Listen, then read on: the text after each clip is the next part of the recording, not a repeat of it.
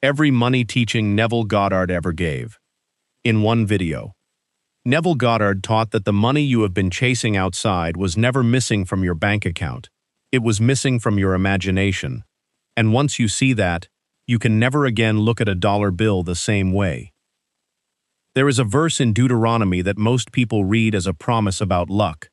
Chapter 8, verse 18. It says, "Remember the Lord thy God, for it is he that giveth thee power to get wealth." And Neville would stop you right there and say, "Do you see it? The Lord thy God is not a figure enthroned somewhere beyond the clouds. The Lord thy God is your own I am, the very awareness of being that says I am before it says anything else." So the verse is not asking you to remember a distant deity.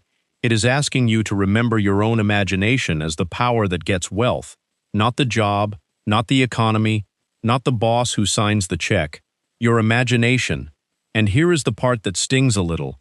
The way you have been trying to get money, working harder, worrying smarter, checking the balance and hoping it changed.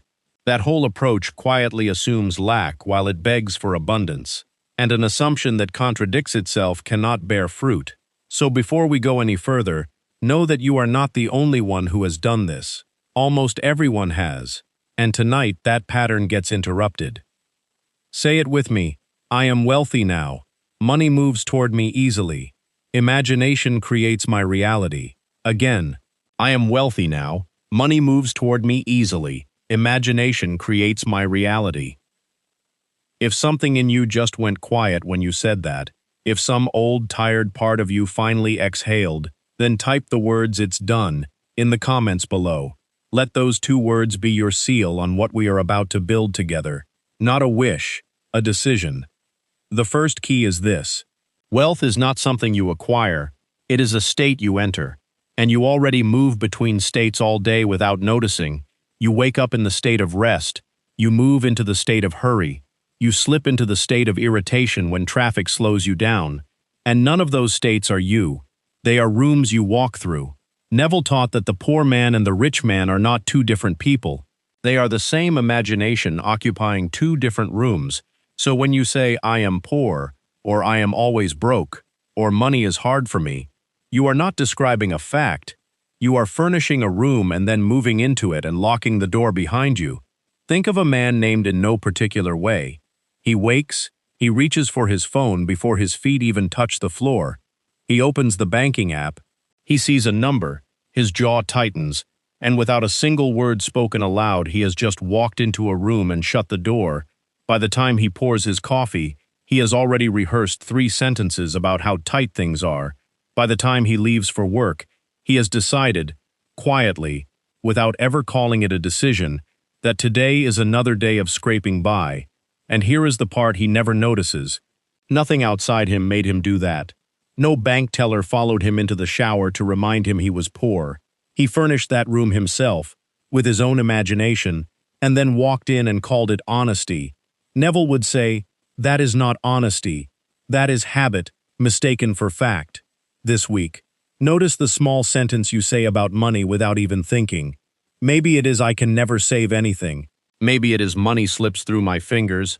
Catch that sentence once today and simply stop finishing it. Leave it hanging in the air unfed, because every time you complete that sentence you sign the lease on that room again. Instead, practice a new one, quietly, without drama. I am the kind of person money comes to easily. Say it the way you would mention the weather. Calm, certain, no pleading in it. This is not positive thinking. This is not a slogan taped to a mirror. This is a change of address inside consciousness itself. And the moment you stop visiting the room called lack, lack has no one home to answer its call. Notice too that you do not need the outer facts to shift first. The man from this morning could have reached for that same phone and, before looking, paused, breathed, and silently claimed "I am provided for," and only then looked.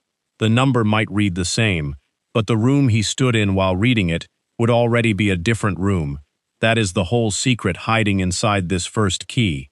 You are never actually reacting to your money. You are reacting to the room you already decided to stand in before you looked. I am wealthy because I say I am. The second key is this. Thinking about money is not the same as feeling wealthy.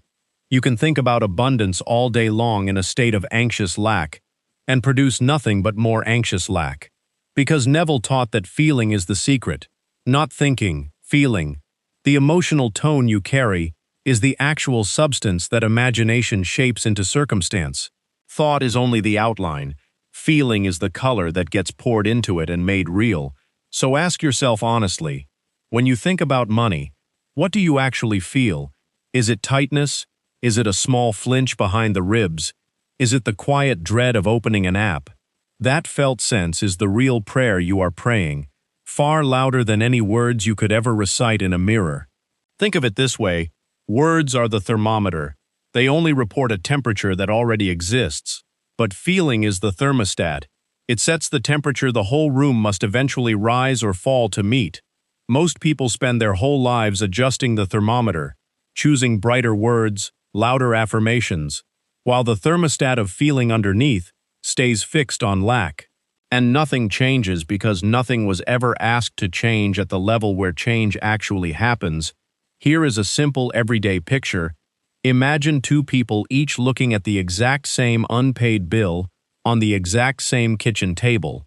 One feels it as proof that they are behind, that they are always behind, and their whole body tightens around that story. The other has trained themselves to pause, take one slow breath, and feel, just for a moment, the relief of it already being handled, not pretending the bill is paid, but feeling the emotional undertone of ease, the way you would feel it the instant after a debt is cleared. That felt ease, even held for 30 seconds, is doing more real work than an hour of worried thinking. Because imagination does not respond to your vocabulary. It responds to your feeling tone.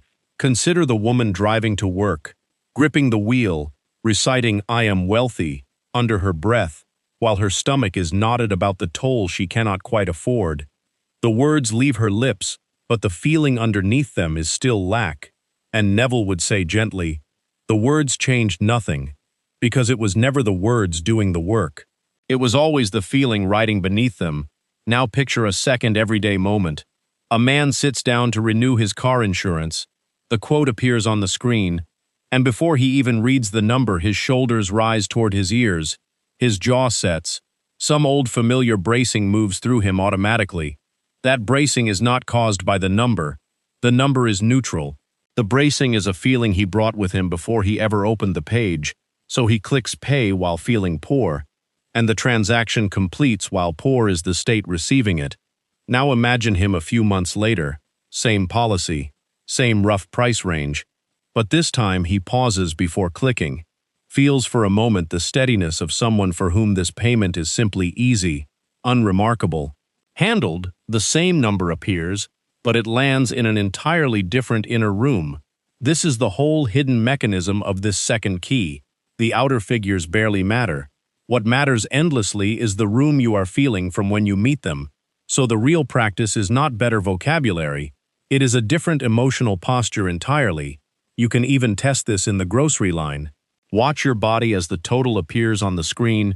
Notice if you brace. Notice if your breath goes shallow. And instead of fighting that reaction, simply soften it on purpose. Feel for one quiet moment the ease of someone for whom this total is nothing at all. Pause for a moment and pick one real bill or expense waiting for you this week. And before you look at it again, breathe once and manufacture on purpose the feeling of quiet confidence you would carry if the amount were already provided for. Then look, you are not lying to yourself. You are choosing which state you enter the room in. And the feeling you carry in is the feeling the room hands back to you. I choose the feeling of ease before I choose anything else. The third key is this, and it is the deepest turn we have made so far. Neville taught that you must live in the end, not hope for the end, not work toward the end. Live in it now, as a present fact of consciousness. Most people treat the wish as something out ahead of them, a finish line they are running toward through effort. But Neville said no, assume the wish is already fulfilled. And the feeling of that fulfillment is what closes the gap. Not time, not effort. And here is the part that quietly reorganizes everything. An end is not a hope you are reaching for. An end is a fact you are remembering. Hope keeps the good thing at a distance. Out there, someday, maybe, but the end, truly entered, has no distance in it at all. It is simply what is now true within you. So let us walk through what this actually looks like in an ordinary day, because it is easy to nod along to this in theory and never once apply it before lunch. Picture your morning, 7 a.m. You open your eyes, and in that soft, half-awake moment before the day's noise arrives, you have a choice. You can reach for your phone and check the account, letting the number set your mood for the next hour. Or you can lie still for 90 seconds and simply feel, quietly, the settled ease of a person for whom money is no longer a source of fear, not gritting your teeth into positivity, just resting in it the way you rest into a warm bath. 9 a.m. You sit down to work, and instead of working from anxious hustle, trying to force money to appear through sheer effort, you work from the felt assumption that provision is already yours. The work becomes calm instead of desperate. Noon. You go to buy lunch, and as you hand over your card, instead of the tiny flinch of watching the number drop, you let yourself feel, just briefly, the quiet dignity of a person who has plenty. 3 p.m. An unexpected expense shows up. Maybe a repair, maybe a fee. And here is where most people collapse the whole practice. They see the expense and instantly re-enter the old room of scarcity. But you, having built this new state, meet it differently. You feel a small ripple, yes, but you do not let it evict you from the assumption you have been living in. You return to it, gently, the way you would return your gaze to a candle flame that flickered. 5 p.m. A friend mentions their own money worries, and instead of matching their fear with your own remembered fear, you simply listen, warmly. From the steadiness of a person who is no longer afraid, you do not have to correct them. You do not have to convince them. Your very steadiness is doing the teaching without a single word. Evening. You fall asleep not reciting affirmations frantically, but simply resting in the felt knowledge that all is well, that provision is already an established fact of your being. Do you see what happened across that day? Nothing on the outside had to change yet for the inner posture to hold steady, and that inner posture, held again and again, is exactly what Neville meant by living in the end.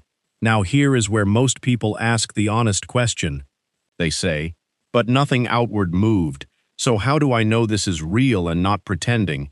And the answer Neville gave is simple. The feeling is the evidence. You are not waiting for the bank statement to convince you that the assumption is true. You let the felt reality of the assumption be true first, and the bank statement is only ever the slow shadow of what has already been decided within. Think of it like a photograph already developed in a dark room, unseen for a moment, but already fixed on the paper. The world simply has to catch up to what the darkroom has already finished. Tomorrow morning, when you wake, the same choice will be waiting for you again, and the day after that, and the one after that, because living in the end is not a single dramatic leap. It is a daily quiet return, the same room entered again and again, until it stops feeling like a room you are visiting and starts feeling like the only home you have ever had. Pause for a moment right now and pick one real thing you want financially, something specific, and simply feel for 10 seconds what relief would feel like if it were already true. Not someday, now. That 10 seconds is the seed. I already live inside the answer I am praying for. The fourth key is this. Neville taught revision, and it may be the most quietly powerful money tool he ever gave. Because your day does not end when the clock says it does. It ends when you fall asleep. And whatever you carry into sleep is what gets impressed most deeply into consciousness. So if today held a moment that shook your sense of financial security, a hard conversation, a declined card, a bill larger than expected, you do not have to let that moment stand as written. Revise it, tonight, before sleep. Replay the scene, but this time see it and feel it the way you wished it had gone. If the card was declined, imagine it going through smoothly. Feel the small relief of it. If the conversation was tense, hear it again in your mind going gently. Hear yourself calm. Hear the outcome kind. This is not denial of what happened outwardly. Neville was clear about this. It is refusing to let an unwanted scene become the final draft of your inner story. Think of your day like a page you are allowed to edit before you close the book on it. Most people never revise. They simply relive the sting over and over as they drift off, rehearsing lack right into the doorway of sleep. And sleep, being the most receptive state consciousness enters, takes that rehearsal deep. Let me give you an ordinary example.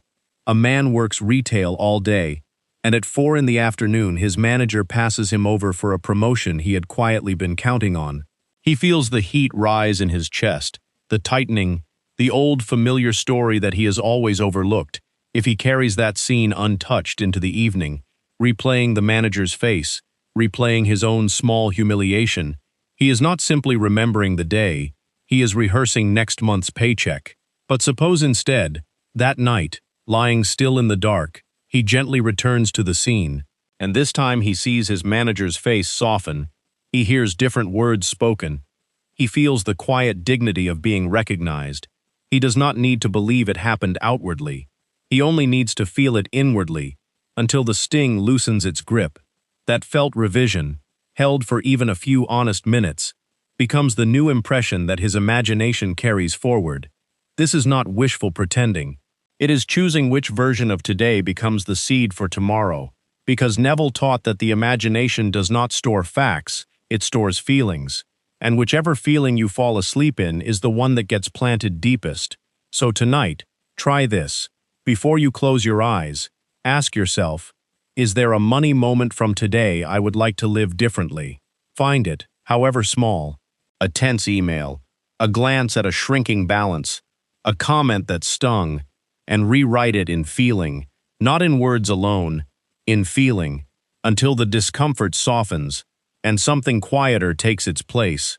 This single habit, practiced quietly, night after night, slowly rewires what your imagination expects from tomorrow, because tomorrow is only ever the harvest of the state you fell asleep in tonight. I edit today gently before I let it become my past. The fifth key is this, and it holds everything the others have been quietly pointing toward. So let us take it in pieces, slowly, because this is the one worth sitting with. And if your attention drifts for even a moment, come back to it gently, because everything we have built so far rests on what is about to be said first. Consider the truth that everyone you deal with about money, the client, the employer, the landlord, the stranger who might buy what you sell, is you pushed out. Neville taught this plainly. The world is a mirror, and other people's response to you is a reflection of the state you occupy, not an independent verdict on your worth. So when you assume you are unworthy of higher pay, or too late for the opportunity, or destined to struggle while others rise, you are not just discouraging yourself privately, you are shaping the very people who could be the channel of your good, because they are appearing to you out of your own assumption. This is why two people can send the identical email asking for the identical raise and receive two different answers, not because of luck, but because one carried the felt assumption of already being valued and the other carried the felt assumption of asking permission from a position of lack. The outer person answering is simply completing the inner sentence that was already spoken. Picture a freelancer named a man. He sends a proposal on a Monday morning, and his inner tone as he clicks send is quiet dread. Some small voice whispering they will say the price is too high. That whisper is not neutral. It goes out ahead of the email like a scent, and the client on the other end, without knowing why, hesitates, negotiates, delays. Now picture that same man a few weeks later, having done the inner work, sending the very same kind of proposal, but this time feeling, quietly, as he clicks send, of course this is worth it. Of course they see my value. Nothing about his wording changed. Only his inner tone changed, and the response that came back was warmer, faster, easier. Because the client was never really a separate judge. The client was a mirror, completing what he had already assumed about himself. Second, consider that you are not your state, and this distinction alone can save you years of struggle. When you feel broke, anxious, behind, that is a state you are passing through, not an identity you are stuck being. A state is like weather moving across a sky. The sky itself never becomes the storm, it only hosts it for a while. So when a hard money day comes, and it will, some days still will, do not say I am broke as though naming your very being. Say instead, I am passing through a state of lack, and I do not live here. This small linguistic shift is not a trick of words, it is an accurate description of what consciousness actually is. You, the I am, are the eternal awareness that can occupy any state and vacate any state. Wealth is available to you not because you deserve it more than someone else, but because it is simply another room, and you, being consciousness itself, are always free to walk into it. Think of how easily you already do this in other areas of your life without noticing. You feel furious at someone in traffic, and 20 minutes later, sitting with a friend, you feel light and easy again. You did not carry the fury as your identity into the coffee shop. You simply left the room called anger and walked into the room called ease. Money is no different. The only reason lack seems to stick to you longer is that you keep revisiting it on purpose, checking it, discussing it, rehearsing it, and every visit renews the lease. Third, consider persistence, because this is where most people quietly give up, without realizing that is what they are doing. Neville taught that you must assume the feeling of the wish fulfilled and remain in that assumption, not for a moment of enthusiasm, but faithfully, the way a seed is left in soil and not dug up daily to check on its roots. So many people practice this beautifully for 3 days, feel nothing shift outwardly, and conclude it does not work, and return to their old anxious watching. But consider a woman who wants steady clients for her small business. She practices the feeling of already being fully booked. She feels it Monday morning while making coffee. She feels it Tuesday afternoon between errands. By Thursday, nothing outward has moved yet. Her inbox looks the same, and doubt whispers that this is foolish, that she is only talking to herself in an empty room. If she abandons the assumption here, she has planted and immediately dug up the seed. But if she persists, quietly, without straining, simply returning to the felt assumption each time doubt visits her, something in the unseen keeps forming, because imagination is not slow, but the outer world sometimes takes what looks like time to rearrange itself around the new inner cause. Persistence is simply loyalty to the assumption during that in-between season, and that in-between season is exactly where most people lose the treasure, right before it was due to appear, because the last mile of waiting always looks the most like nothing is happening. Fourth, consider the state akin to sleep, which Neville called the doorway where impression becomes most powerful, that drowsy threshold right before you fall fully asleep, where the body is still and the mind grows quiet and pliable. That is the richest soil for planting a money assumption, because in that state the critical faculty, the part of you that argues and doubts and compares your bank statement to your dream, grows soft and steps aside. So tonight, as you feel yourself growing drowsy, do not scroll, do not worry. Instead, whisper inwardly, gently, a short phrase like it is done, or thank you, and feel it. Just before sleep takes you, imagine it the way you would imagine a gardener who plants at dusk rather than at noon, not because the seed is different, but because the soil is softer then, and takes the seed more easily. This is not a bedtime ritual for luck.